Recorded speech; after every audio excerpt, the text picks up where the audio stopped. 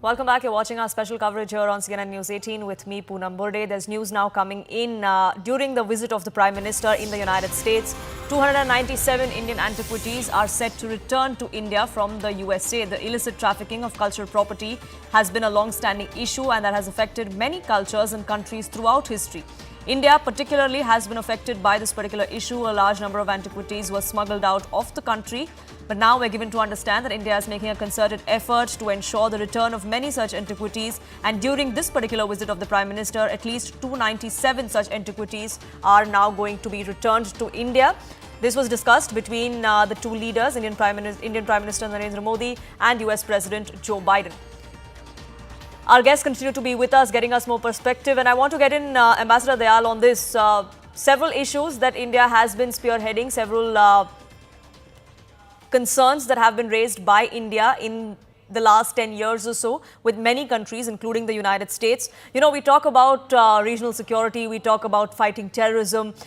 The bigger issues often get highlighted. Issues like these, issues like bringing back our cultural heritage, things like this are not often really spoken of, but they are equally important. And perhaps something that the Indian government for a few years, or at least for a few decades, was not really looking into.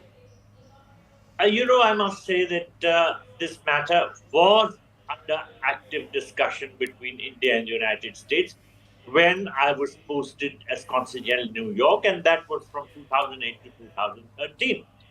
And the problem was to, first of all, locate where these antiquities were, and then even after they were located, to get the authorities to take action. But there were a number of antiquities which were returned even at that time. Of course, the pace has picked up considerably.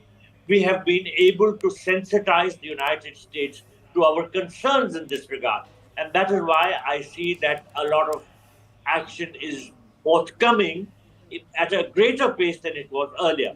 I think other countries have also to be pressurized because antiquities have been smuggled out of India.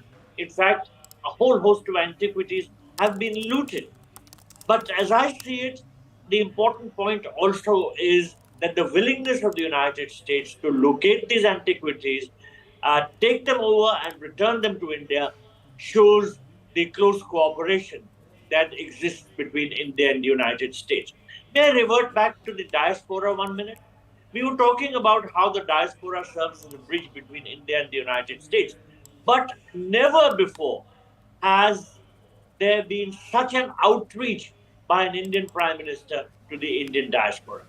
The diaspora always was there behind India, but Prime Minister Modi has really reached out to them, and the sort of receptions that are being organized in his honor, not just in the United States, but in a whole host of other countries, show the high importance which he attaches to his interaction with the Indian diaspora. And I think this is unprecedented, and the diaspora on its part has responded very warmly to the Prime Minister's gestures. Absolutely. It's the soft power that has been the focus of Prime Minister Modi as well. And Zinia Bahal, we've seen that. It's not just about reaching out to diaspora with, these kind of events. The Prime Minister is also taking other aspects of India abroad, including the fact that he led the International Yoga Day not too long ago in the United States.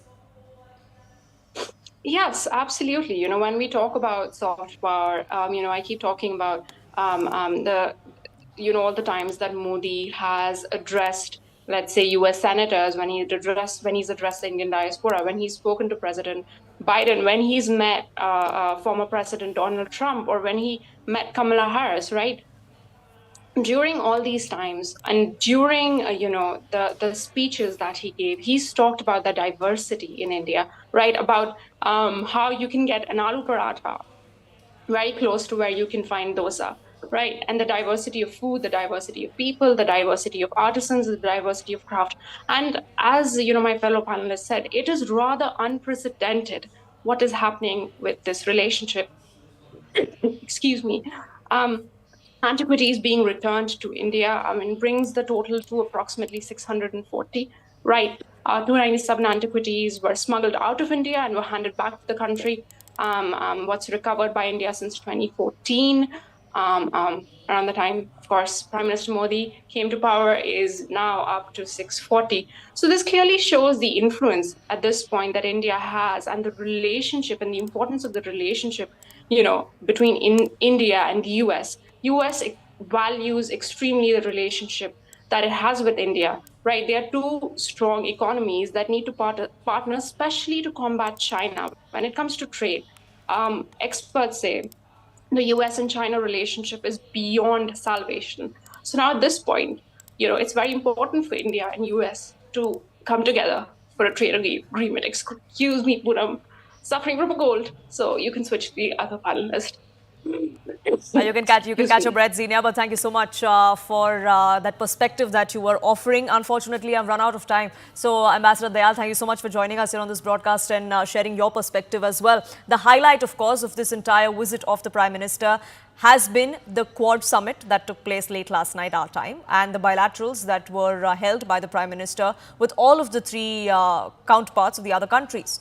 India has made it very clear that Quad is here to stay. We're not against anyone. In fact, this is a grouping that is going to be for the global good, and that will continue to stay on.